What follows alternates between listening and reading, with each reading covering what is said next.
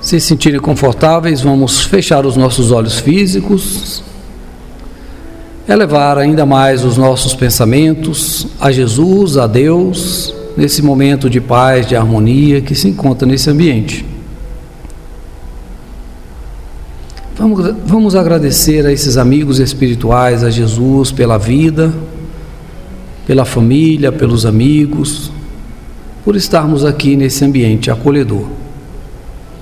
Que essas bênçãos iluminem a nossa irmã, que vai fazer o nosso estudo dessa noite, inspirando, trazendo a harmonia necessária. Abençoa cada um dos presentes, encarnados e desencarnados. Que essas bênçãos desse momento permaneçam em nossos corações hoje e sempre. Graças a Deus, que assim seja. Muito bem, nós estamos aqui numa noite, sempre são felizes, mas hoje mais ainda pelo número de jovens, né, que estão aqui. Fico muito feliz quando vocês estão aqui. E sem tomar muito tempo aqui da nossa irmã, nós vamos passar aqui a palavra para a Larissa, que vai falar para a gente um tema muito interessante, que é a nova era. Larissa, por favor. Boa noite, gente. É um prazer imenso estar aqui nessa conversa, nesse diálogo com vocês. Eu sou de uma casa que fica em Santa Maria, o Grupo Espírita Guilhom Ribeiro, e tenho tido a oportunidade, né, de estar lá realizando esses momentos de reflexão junto com a comunidade. E hoje eu estou aqui, fico muito agradecida pelo convite de vocês para falar de um tema que eu gosto muito, assim, né? Se eu pudesse o tempo todo refletir sobre ele e trazer novas perspectivas e novas dimensões, porque eu sou uma pessoa que nasci em um período da humanidade, no século passado, em que essa coisa do fim do mundo era muito presente na cultura, né? A gente via no cinema, sempre tinham filmes saindo sobre o fim do mundo, geralmente eram os alienígenas que invadiriam a Terra e aí iam ter guerras, ou então cometas que explodiam e aí as pessoas tinham que fugir para um bunker. Ali, quando eu era jovem, estava perto dos meus 20 anos, a gente teve a virada do século e tinha muita essa apreensão, né? Quando é que o mundo vai acabar? Será que o mundo vai acabar? Será que vai haver uma explosão, um cometa, um clique, né? O estalar de dedos de Thanos da Marvel lá, destruindo tudo, mandando metade das pessoas para outro plano. Então, esse tema da nova era, sendo também uma adolescente espírita, me intrigava muito, porque a gente sempre ouviu falar a respeito da transição planetária, certo? E aí, essa questão, essa pergunta, né? A gente começou a transição planetária? Não começou? Vai haver mudanças? Que mudanças serão essas? A gente vai sair de onde? Vai para onde? Que nova era é essa que está prestes a começar, ou que já começou e a gente ainda não percebeu, né? Eu gosto muito de música. Música, talvez, eu cantando, eu sou melhor professora, mas eu sou uma grande ouvinte, é um talento meu, eu ouço música bem pra caramba. E tem uma música, inclusive da doutrina, que diz: nas mudanças que virão, nova terra brilhará. E nós vamos juntos despertar. E aí eu pergunto, despertar de quê? A gente está dormindo? A gente está sonhando? A gente vai para onde? Tem muitos jovens aqui, inclusive eu não sei se eu devia contar, a maioria ali eu já fui evangelizadora, deixa abaixo. Mas vamos lá, tirando os jovens que têm uma certa licença poética, todo mundo aqui já passou por uma mudança de casa? Já saiu de uma casa e foi para outra? Cara, já também, Felipe? Nessa idade? Eu não sei se existe uma coisa mais desafiadora do que uma mudança de casa. Não importa se você vai sair de um lugar menor e vai para um lugar melhor, maior, um aluguel, e aí de repente você comprou a casa dos seus sonhos. encaixotar coisas, né? Dividir o que você vai levar, o que vai ficar, o que você continua tendo apego, o que você não tem mais apego, fazer essa organização, fazer esse transporte, talvez seja uma das atividades mais desafiadoras. E pelo menos eu, todas as vezes que me mudei, ao longo daquele dia da mudança, pelo menos umas 4 vezes eu desisti. Vou mudar nada, tá bom aqui, tá do jeito que tá, vou cancelar esse negócio, coisa insuportável. Mudar é muito difícil. Mudar é muito difícil. Imagina se você tiver que reformar um lugar para o outro. É muito difícil. E não importa se a perspectiva que está à sua frente é a perspectiva de melhora. Encaixotar coisas é difícil. Encaixotar sentimentos é um pouco mais difícil. Então, antes de mais nada, existe na nossa filosofia espírita, a gente entende que a mudança está posta. Fora, né, dos espaços de discussão do espiritismo, dos espaços religiosos das casas espíritas, a gente tem uma mudança ocorrendo no mundo. Todo mundo percebe, certo? A gente está vivendo uma transformação planetária. Não foi Emmanuel que nos disse, embora ele tenha nos dito também. Não é porque ele nos disse, é porque está nos jornais, está estampado, né, nas nossas redes sociais, na nossa vida, no nosso dia a dia. A mudança está posta. E aí, a gente tem que despertar de quê? E por que eu estou sendo obrigada a mudar? Que essa também é um questionamento. Podia a gente continuar do jeito que está. Qual que é o problema com o mundo do jeito que está? Tem problema o mundo? Coisa besta, né? Problema no mundo nosso. Então, primeiro, a gente precisa se localizar. A gente mora nessa casa. A gente tem esse lar chamado Terra. Extremamente lindo, visto do espaço, uma das coisas mais admiráveis, uma das fotografias mais bonitas com a qual a gente já teve a oportunidade de conversar. Mas essa casa está caindo aos pedaços. E por incrível que pareça, a culpa é nossa. Não sou eu que estou dizendo isso, é a ciência, né? A gente está vivendo um momento em que a ciência nos diz. É a primeira era geológica ocasionada pela ação do homem. É o que a gente chama de antropoceno. As nossas ações enquanto coletividade humana no planeta têm produzido danos tão fortes nesse planeta que ele começou a querer expulsar a gente daqui. Teorias biológicas de Gaia nos falam sobre isso, né? É como se o ser humano fosse o vírus do planeta. A gente sabe que dentro da cosmovisão, da cosmologia espírita, o que acontece, na verdade, é que esses processos de mudança são naturais. A gente não vai ser expulso do planeta porque essa é a nossa casa e a gente vai evoluindo junto com a nossa casa. Mas fato é que a nossa casa está em ruínas, então a gente vai ter que se mudar, mesmo que a gente não queira. E isso faz com que a mudança seja dolorosa. Agora, não significa que porque a mudança é dolorosa, a casa nova não será incrível. E às vezes a gente pode estar muito apegado nos aspectos de destruição natural, do nascer, morrer e renascer, que fazem parte do ciclo da vida.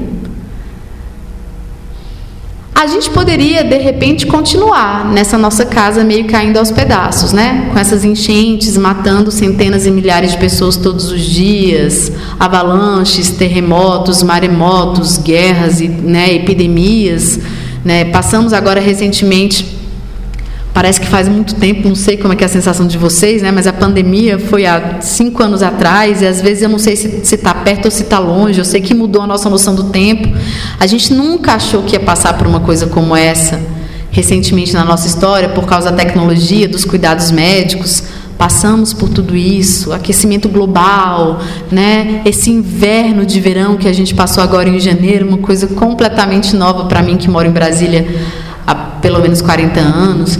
Então, é isso. As mudanças estão acontecendo e a gente poderia ficar aqui no planeta e pensar assim, não, tem um monte de coisa acontecendo, mas eu estou seguro, eu estou protegido. Na região onde eu moro, a gente não tem enchente. Na região onde eu moro, não tem falta de luz, não tem falta de água. O petróleo não está afetando a vida das pessoas aqui no Brasil como está afetando em outros países da América Latina, né? Deixando milhares e milhões de pessoas no escuro. Então está tudo bem, né? Eu quero ficar com as coisas como estão, eu quero permanecer como as coisas estão.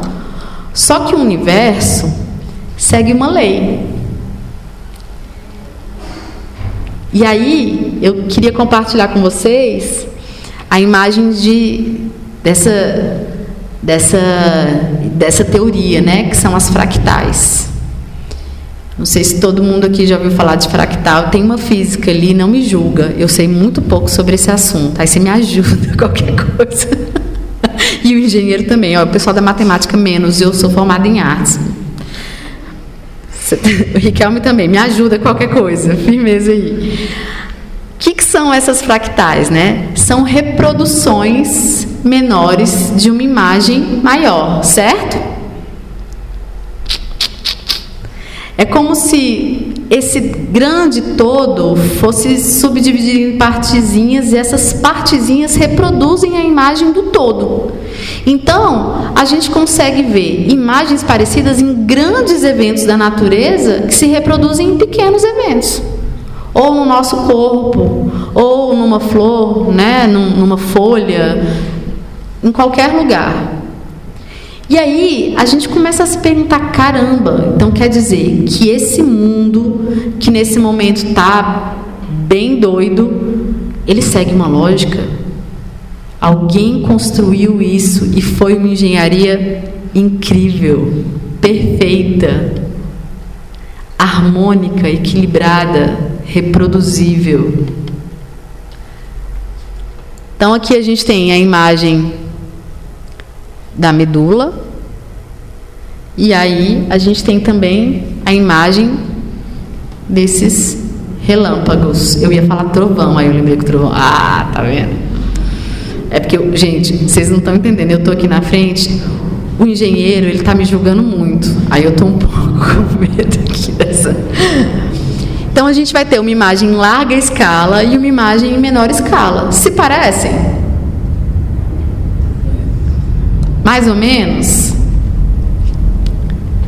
E aí, quando a gente para pensar em outras imagens que também são reproduzíveis na natureza, né? A gente vai ter o relâmpago, a gente vai ter as sinapses cerebrais, as veias e artérias saindo do coração, né? A própria imagem cósmica do universo. Tem um padrão? A gente consegue reconhecer esse padrão em lugares diferentes da natureza, dentro do planeta Terra, fora do planeta Terra? Vocês conseguem perceber esse padrão? De alguma maneira, né? E aí é muito legal, porque, por exemplo, aqui nessa imagem a gente vai ter um miolo de um girassol. Então, a gente vai ter essa imagem fractal, reproduzível ali. E sabe uma coisa que eu acho muito interessante? É que, se vocês observarem as distâncias entre cada coisinho desse de dentro do miolo, é exatamente a mesma. Existe uma harmonia e um equilíbrio superior que está presente em cada elemento da natureza. As nossas células, desde aquilo que a gente mal consegue ver até aquilo que é tão grande que a gente também não é capaz de observar sem a tecnologia. E essa percepção das fractais nos fazem entender que o universo, ele é, na verdade, uma criação extremamente harmônica. A gente pode usar, assim como quando a gente fala das artes, né, das belas artes, quais são os princípios para a construção de uma obra de arte que é, na verdade, uma idealização da perfeição de alguma coisa. A gente vai falar de harmonia, equilíbrio, simetria. São esses elementos que a gente está levando em consideração. Aí, pensa bem comigo. A gente está aqui nesse nosso planeta que está um pouco machucado pelas nossas ações enquanto coletividade. E a gente tem um universo que se comporta desde a maior esfera, né, da maior dimensão à menor, desse modo harmônico, simétrico, equilibrado. E aí a imagem que a gente tem da Terra é essa.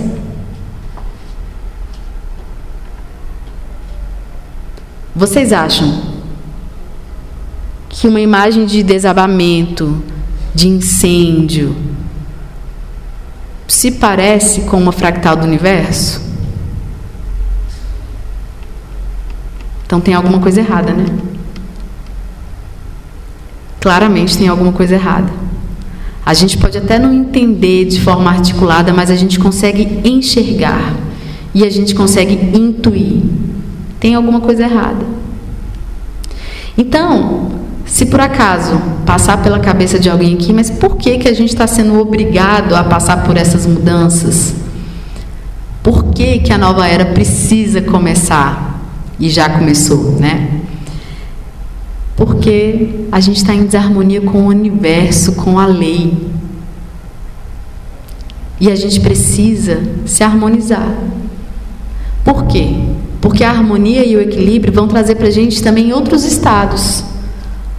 Vão trazer para a gente o estado de paz, o estado de alegria, o estado de plenitude, que são coisas que só não deseja quem nunca sentiu.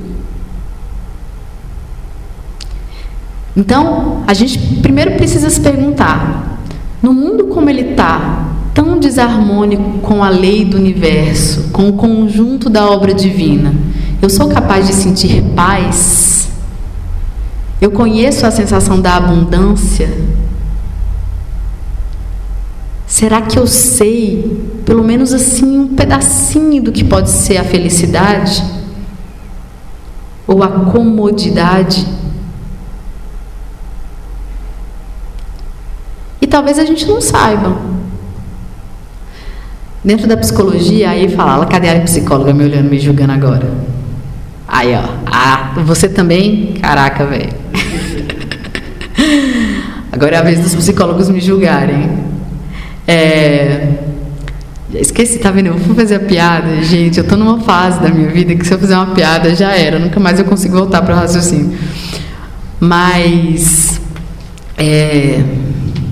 Bom, depois eu vou lembrar. Sim, lembrei. A questão é, às vezes uma pessoa que está num estado de depressão não consegue perceber que está num estado de depressão porque ela não está bem, ela não está feliz, ela não está plena, mas ela não sabe que ela não está isso.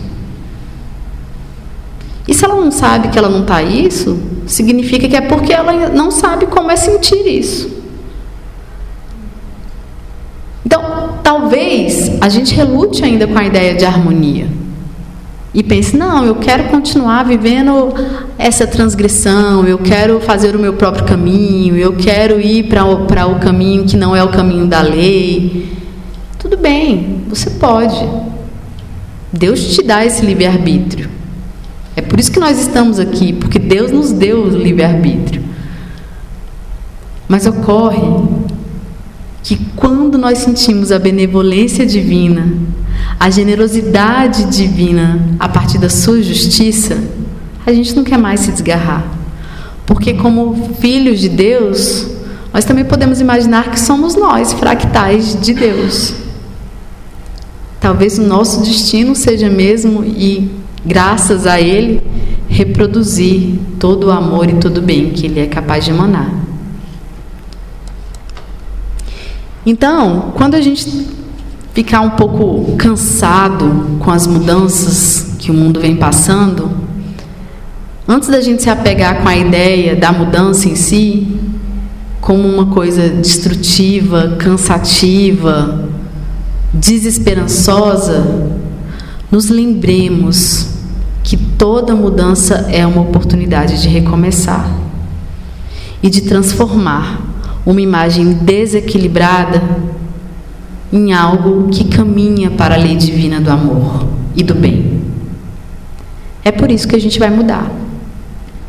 Mas encaixotar as tralhas é muito complicado. Principalmente porque nós somos espíritos imperfeitos. A gente vive num planeta de provas e expiações. Nós realizamos o mal, nos comunicamos através do mal, desejamos o mal. E o mal nasce de nós, por causa do nosso apego à matéria e por causa do nosso orgulho.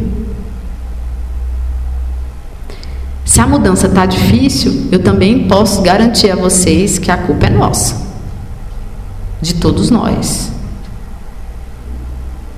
Nós somos agentes da expiação pelo qual nós passamos. E aí, como nós desejamos o mal, pensamos o mal, nós precisamos purgar o mal. E é assim que ele purga, do mesmo jeito que ele purga dentro da gente, ele purga ao redor de nós. Então, encaixotar as tralhas não é fácil, porque para que a gente consiga fazer isso, a gente vai ter que entrar em um estado muito profundo de autorreflexão. A gente vai ter que entender em nós o que é aquilo que a gente pode levar e deve levar, e aquilo que a gente precisa jogar fora.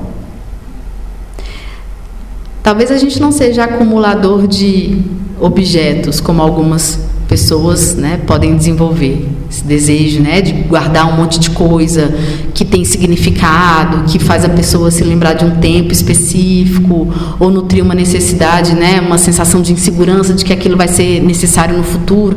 Tem gente que guarda tanta coisa dentro de casa que chega um momento que a pessoa não consegue andar pela própria casa.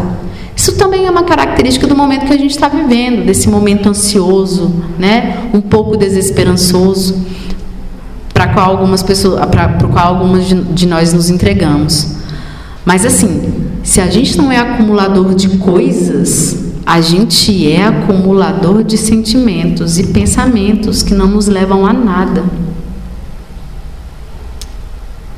E se livrar dos pensamentos, das emoções, das tralhas emocionais, dos ressentimentos, é o trabalho mais difícil. É a mudança mais complicada e é aquela que a gente mais demora a fazer. A gente tem mais dificuldade de fazer. Primeiro porque a gente não quer nem olhar para as tralhas mentais. A gente prefere fingir que elas não existem, guardar num lugarzinho lá muito profundo no nosso íntimo e agir como se a nossa vida diária, a nossa ação diária e aquilo que a gente fala reflete exatamente aquilo que sente o nosso coração. Nós fazemos isso.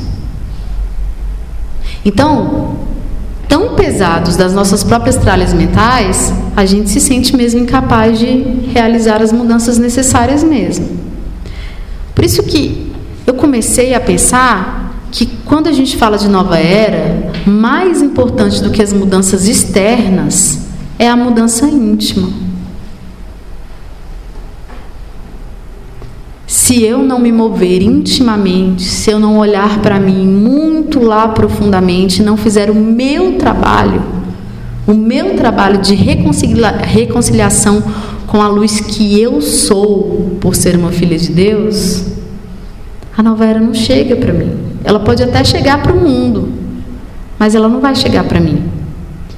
E por causa dessa dificuldade de enfrentamento dos nossos próprios dramas, das nossas próprias tralhas mentais, a gente também tem notícia de que algumas pessoas permanecem neste planeta se regenerando, passando a pensar no bem e construindo um mundo melhor, e outras talvez precisem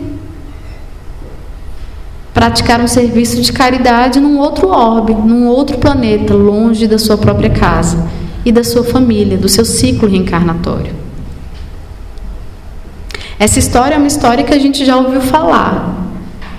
Boa parte de nós, pelo menos daquelas pessoas que cresceram dentro da doutrina espírita ou que têm se aproximado e estudado a doutrina espírita, já ouviu falar a respeito dessas transições planetárias e de grupos espirituais que precisam cumprir expiações em outros planetas.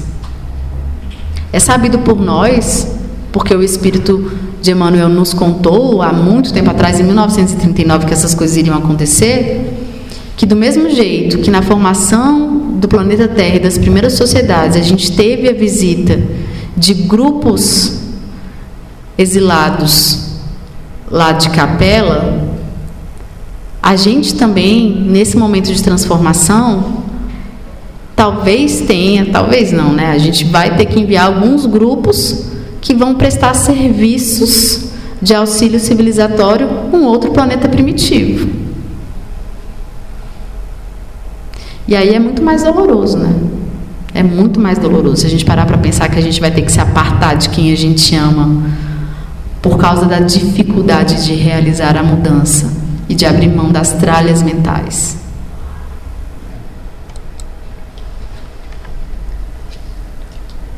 Então, por que a gente precisa mudar?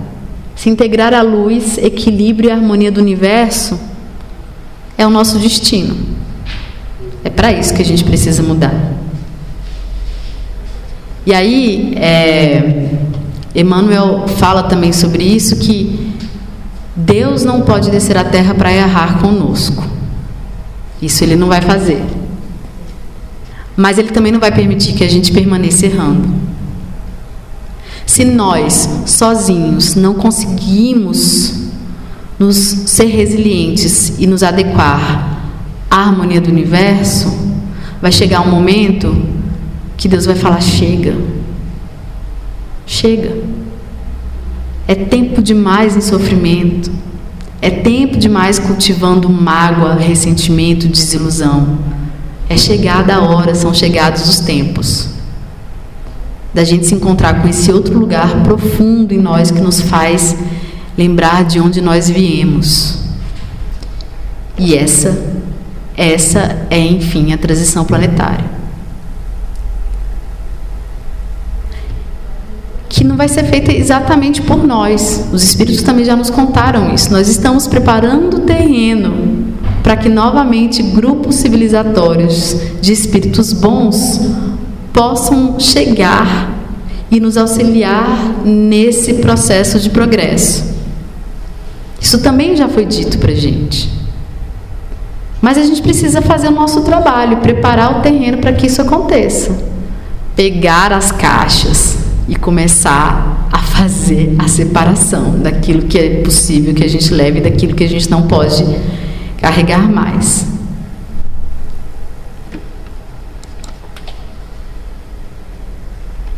É isso.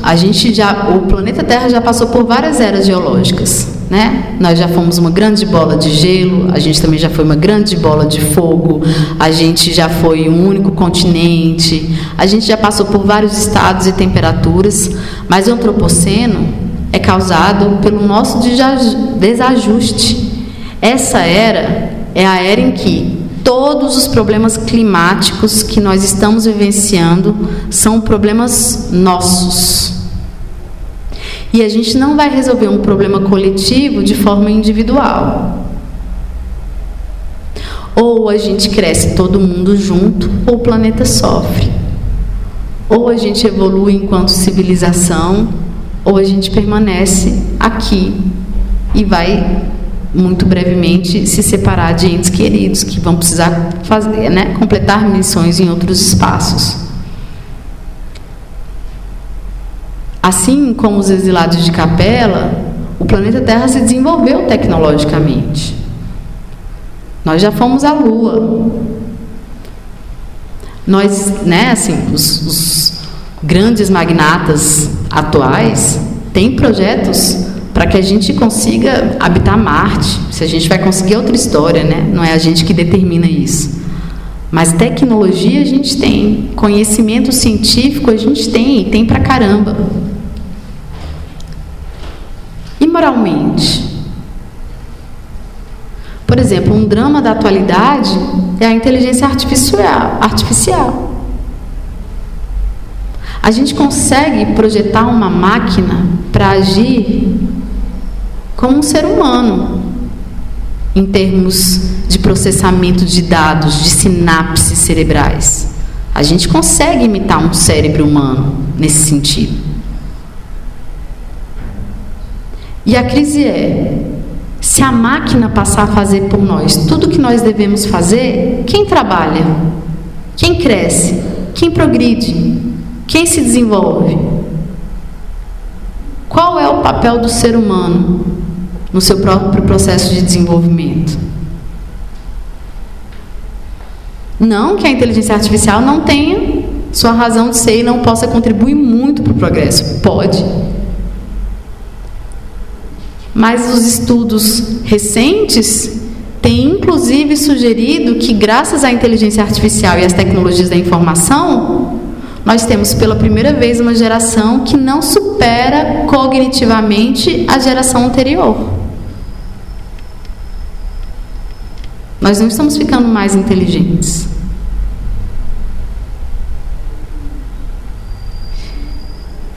E aí, é isso. Tecnologicamente a gente está indo. E os nossos corações? Por que o século XXI é considerado o século da solidão?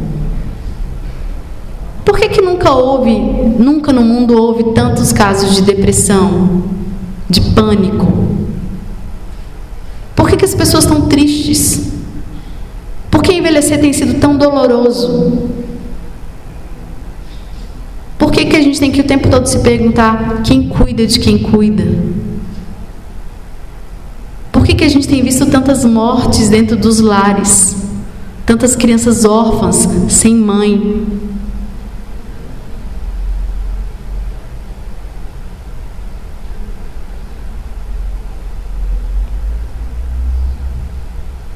E quando que cada um de nós vai ser capaz de admitir a sua parcela de responsabilidade sobre tudo isso? Porque somos todos responsáveis pela nossa casa. É uma casa comum. É uma casa de todos.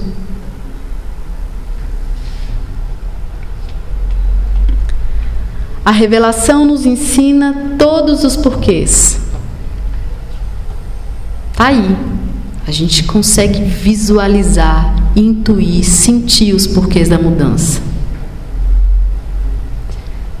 Existe um caminho para percorrer também. O caminho também está posto e também é revelado. Nosso governador do orbe, Jesus Cristo, não nos deixa sozinhos nem por um minuto. Ele tem nos dado dicas, receitas. Ele tem funcionado como uma bússola para todos nós há milhares de anos, desde antes da sua vinda. O caminho está posto também. Qual parte de nós precisa tanto da desarmonia para conseguir sobreviver? E por que cultivar a desarmonia, o ódio e a desavença é tão mais fácil que cultivar o amor? Por que muitos de nós conseguem dizer tão facilmente tantos nãos, gerenciar tantos medos, tantas impossibilidades, ao invés de cultivar a esperança?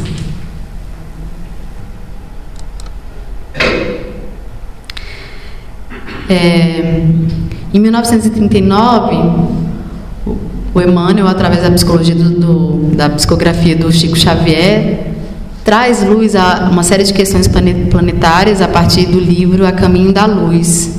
E alguns anos depois, um médium muito estudado, principalmente durante um período no Brasil, chamado Edgar Armand, lança a obra Exilados de Capela, que é bastante emblemática para a gente. Muito embora todas as obras precisem ser lidas sempre com muita reflexão e entendimento, né, de que nós somos médios, somos intermediários da luz divina, e às vezes a nossa captura precisa mesmo de ser pensada e refletida em vários aspectos. O Edgar Armand fala a respeito dos ciclos civilizatórios da Terra, e ele diz o seguinte: o terceiro ciclo da história da Terra começa no Gólgota, com o último ato de sacrifício do Divino Mestre, e vem até nossos dias, devendo encerrar-se com o advento do terceiro milênio, em pleno aquário, quando a humanidade sofrerá novo expurgo, que é o predito por Jesus nos seus ensinos, anunciado desde antes pelos profetas hebreus, simbolizado por João no Apocalipse e confirmado pelos porta-vozes da terceira revelação, época em que se iniciará na Terra um período de vida moral mais perfeito para tornar realidade os ensinamentos contidos nos evangelhos cristãos. Então,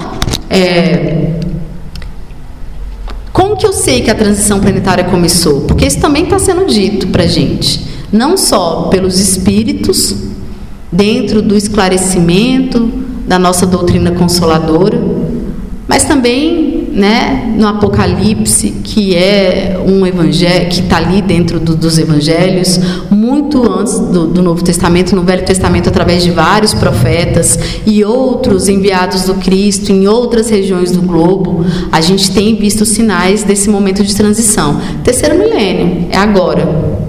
Era de Aquário, começou há 2 anos atrás.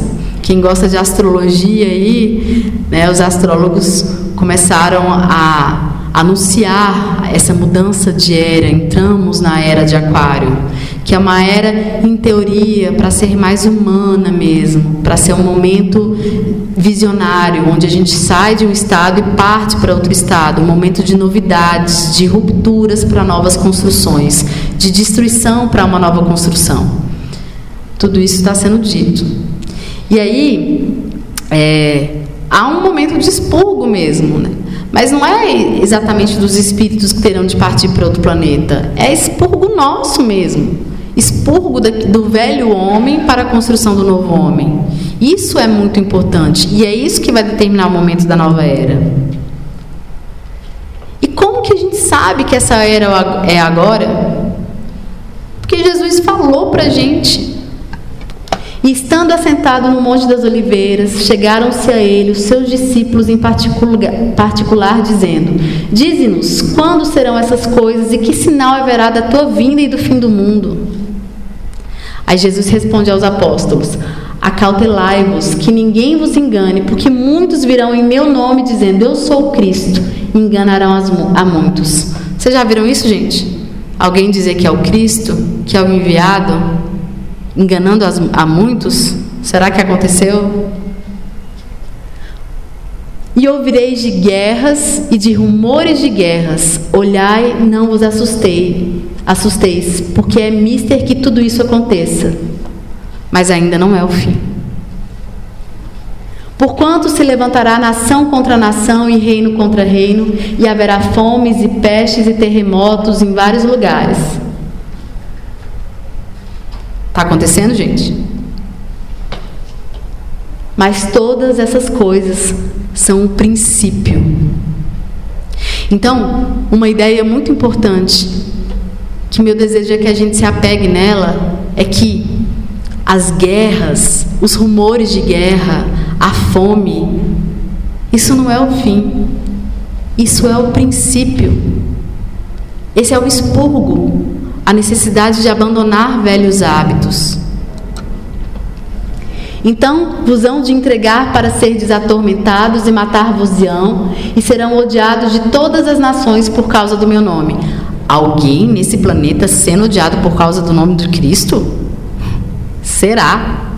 Guerras religiosas? Será? No terceiro milênio? Nesse tempo muitos serão escandalizados e trair-se-ão uns aos outros, e uns aos outros se odiarão. E surgirão muitos falsos profetas e enganarão a muitos. E por se multiplicar a iniquidade, o amor de muitos esfriará. E eis a gente retornando para a ideia de que estamos no século da solidão, da dificuldade de comprometimento, das desilusões amorosas e de todos os tipos de relacionamento, da desistência dos laços e vínculos familiares, dos vínculos fraternais. Mas aquele que preservar até o fim, este será salvo. E este evangelho do reino será pregado em todo o mundo em testemunho a todas as nações, e só aí será o fim. O fim é o final feliz do conto de fadas. Por que não? O fim é quando tudo isso passar. É quando a gente perseverar. É quando a gente terminar de realizar a mudança. É quando a gente abrir mão daquelas tralhas e começar a cultivar aquilo que realmente importa. O sentimento de amor e esperança, porque é isso que importa. Quando a gente fala de nova era, a gente pensa muito na escuridão, porque a gente pensa muito na transição. A transição é momentânea. A gente pensa nela porque a gente tem apego. A gente tem apego ao passado, a gente tem apego à dor, a gente tem apego a uma matéria que existe para se transformar mesmo, que está o tempo todo em transformação, desde que esse planeta surgiu. E o fim só vem depois. Então, quando a gente fala de apocalipse, de transição, a gente não está falando de dor. A gente está falando de trabalho.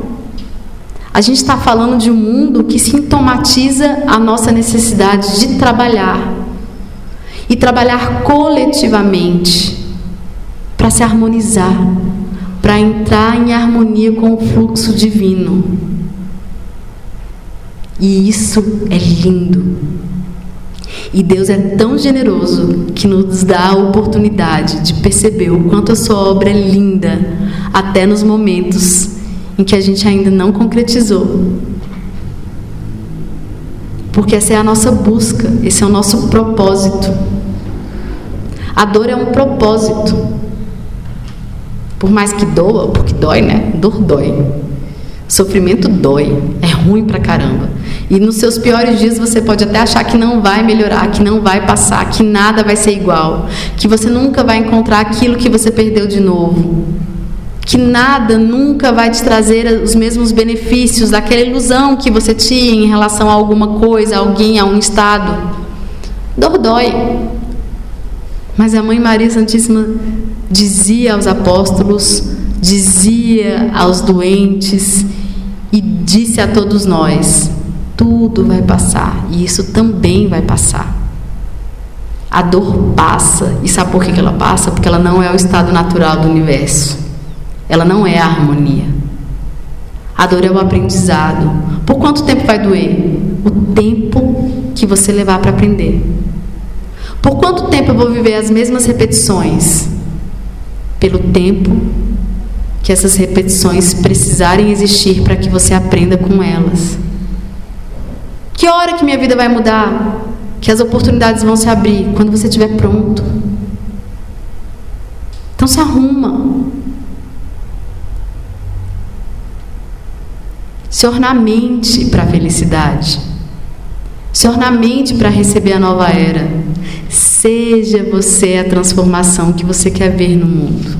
Isso é uma frase de Gandhi, um grande pacifista do século passado, indiano. Se você não ficar pronto, como é que você vai receber as benesses divinas? Jesus nos acolhe o tempo todo nos seus braços e nos diz milhares de vezes: calma, meu filho, vai ficar tudo bem. No seu Sermão da Montanha, o mais emblemático de todos, ele vai falar sobre as bem-aventuranças. Quem são os bem-aventurados? Os aflitos, os pobres de espírito, os simples de coração. E o meu tempo acabou. Então nós somos os bem-aventurados de Cristo. E esse é o escudo que a gente usa para lutar contra as dores do mundo. Então que a gente reflita sobre a Boa Nova e sobre a importância dela para a nossa vida. Que a gente possa olhar para o mundo com olhos de amor, porque a transformação virá, mas quem estiver disposto a fazer a mudança vai receber de presente o fruto da árvore da vida. Então, que a gente se alimente um pouco sobre isso e possa ir para casa em paz, refletindo sobre o nosso papel no mundo de transformação. Obrigada, gente. Nós vamos então preparar para fazer a nossa prece e também para o passe. Vou convidar os médios para vir aqui para frente para a gente começar daqui, tá bom?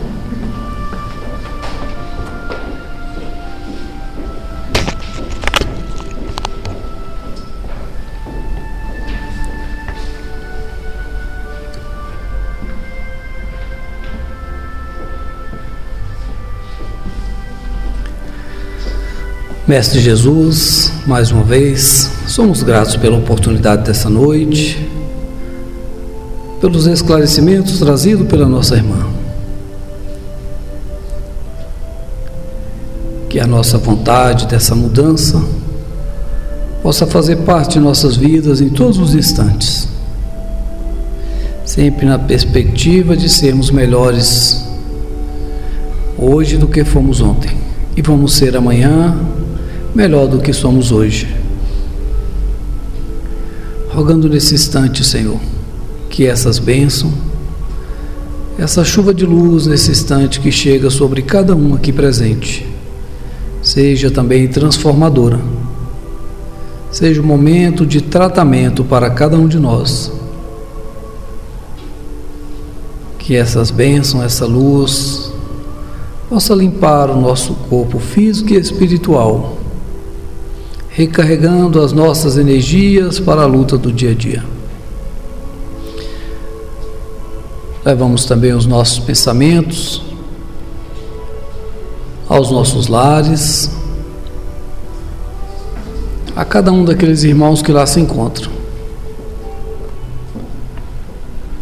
aos nossos locais de trabalho, de estudos, abraçando a cada um daqueles companheiros que fazem parte do nosso dia a dia.